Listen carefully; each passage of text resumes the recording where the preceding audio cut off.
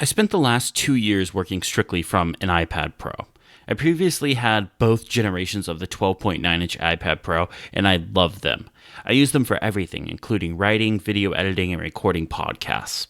I work off the iPad because it's an interesting platform. I've always enjoyed it. The new development plus exciting new apps makes it an interesting place to get my work done. Though I don't think everyone has to work off the iPad, but for those of us that would like to, here's a different take on the new iPad Pros. At Apple's last events, they announced 2 new iPad Pros with a fresh design.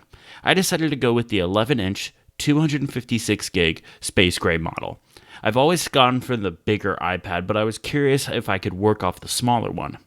I was originally going to go for the 1TB model, but those were a bit too pricey for me. I was also planning on getting the gold version, but Apple stopped making it for these generations.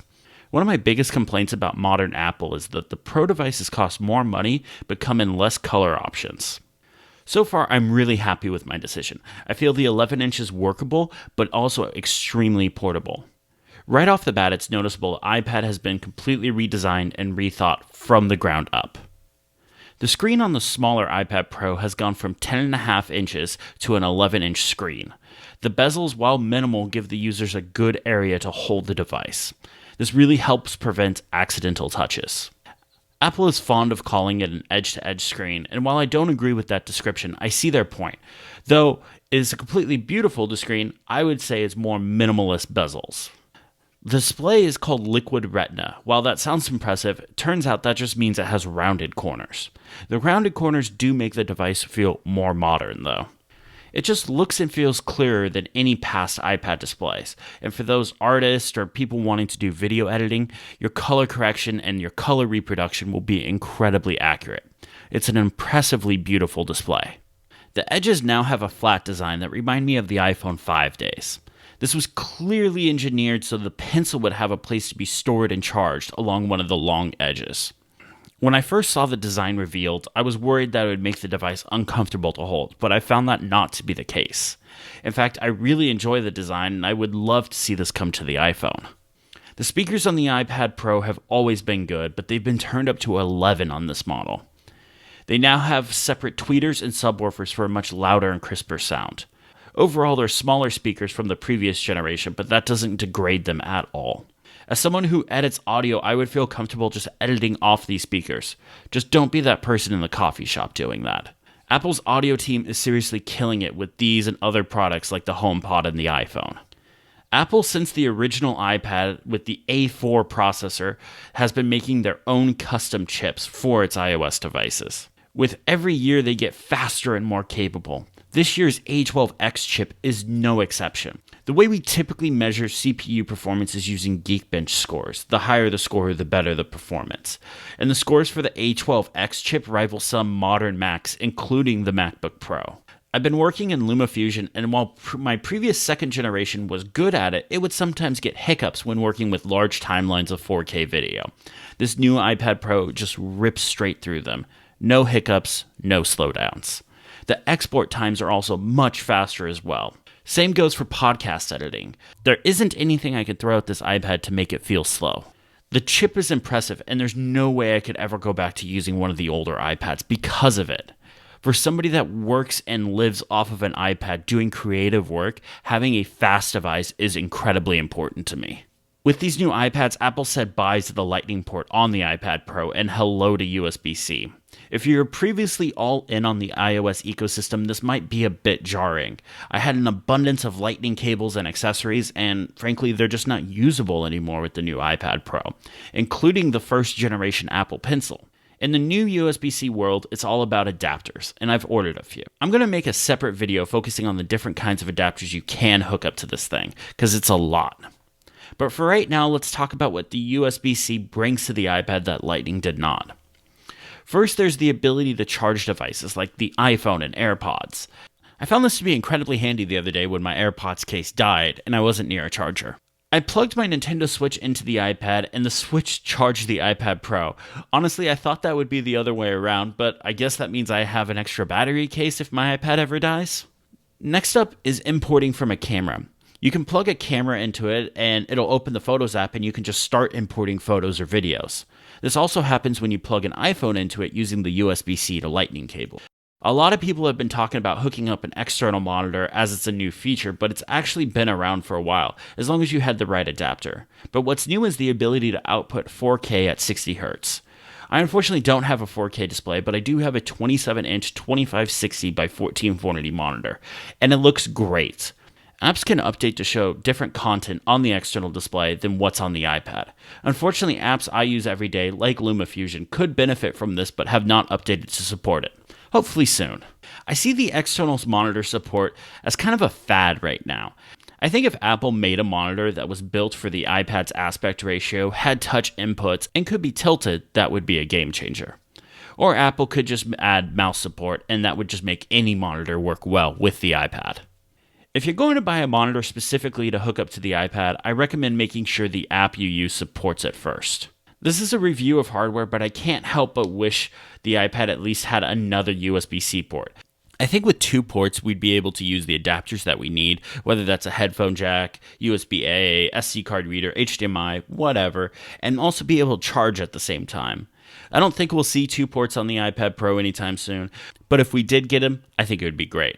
I'd also like to see external storage support come to the iPad Pro. Now that we have USB-C, it would be very trivial for Apple to add external storage support to the Files app.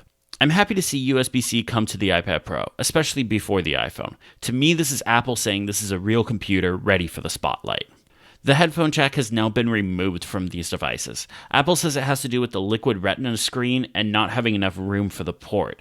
I wish they could have figured out some way of keeping it. My workflow really benefited from having that, especially when it came time to record a podcast. I think for most people it'll be fine, as people have been transitioning to wireless headphones anyways, since phones have been losing that port for years now. For me though, I wish it would have stuck around. Battery life on this computer is insane. When I first got it, I didn't put it down, and it was still 2 days before I needed to charge it. I was able to record a whole episode of A Slab of Glass, which takes about 2 to 2.5 hours. With the screen on the whole time, I only used about 20% of the battery. That's with a Skype call happening in the background, Google Docs, and Safari open. Apple stopped giving exact numbers for how long the battery should last, and I've just started saying it lasts all day, but I found it to be even better than that. The keyboard for this generation of iPad Pro has also been redesigned. Apple is now calling it a folio case, meaning it covers both the back and the front. I kind of like this because it has better support for the iPad, and you don't have to do any weird origami to undo the keyboard. It also feels much better on your lap, as it's one solid piece. The old one, because the base wasn't solid, would just fall over on my lap all the time. This new one feels like I can use it as a traditional laptop. It's sturdy and it's not going to fall down anytime soon. This is helped by the fact that the cover piece is all one solid piece. The one thing I will say is this was Apple's opportunity to make the color case. This thing, by default, just looks boring. It's black plastic. I added some stickers to mine to make it look a bit more personal, but it would have been nice to get some colors. Now that we've kind of ran through what's new and different, let's talk about the iPad for work. First up, the small iPad Pro versus the big iPad Pro. The biggest software difference between the two is the fact that you can show 2 full-screen iPad apps side by side on the big one, but the small one can only show 2 full-screen iPhone app versions of those apps side by side. Everything is still there, you just see what you would see on the iPhone, so the layout may be a little different. I don't think this is a big deal for most people. The week that I've been using the smaller one, it's been completely fine, and honestly, I keep forgetting this is the case.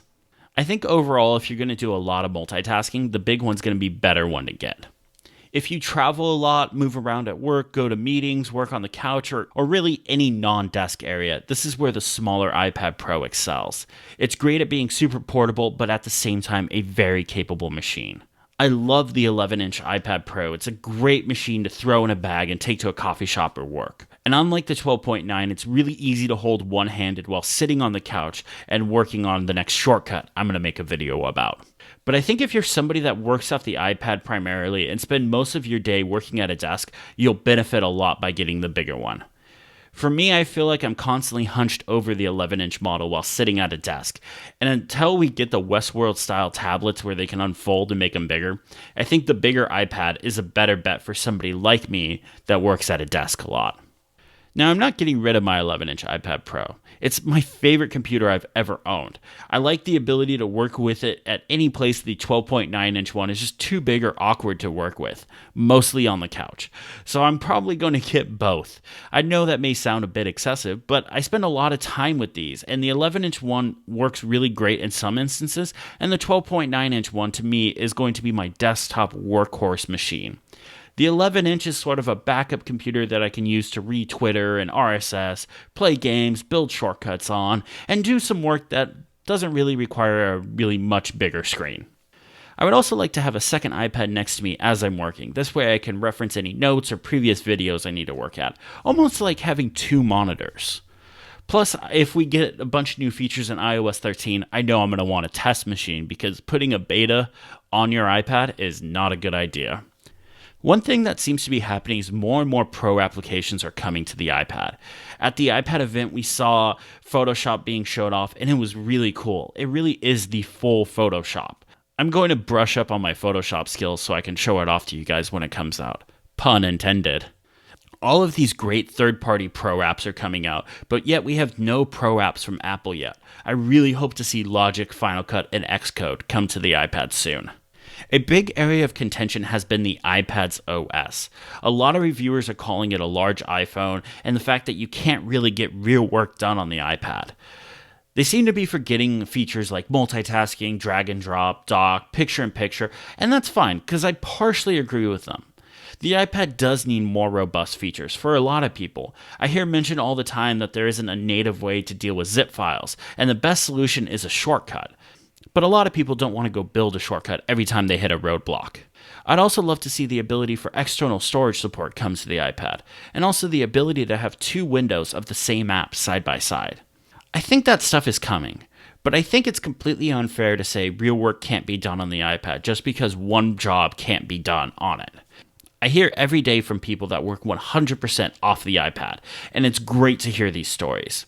This video is also 100% produced off the iPad. I wrote the script in drafts, recorded the VO in Fairwrite, imported the video into Photos, then ran a shortcut to move those videos into the Files app and delete them from the Photos app, and then used LumaFusion to edit the whole thing together.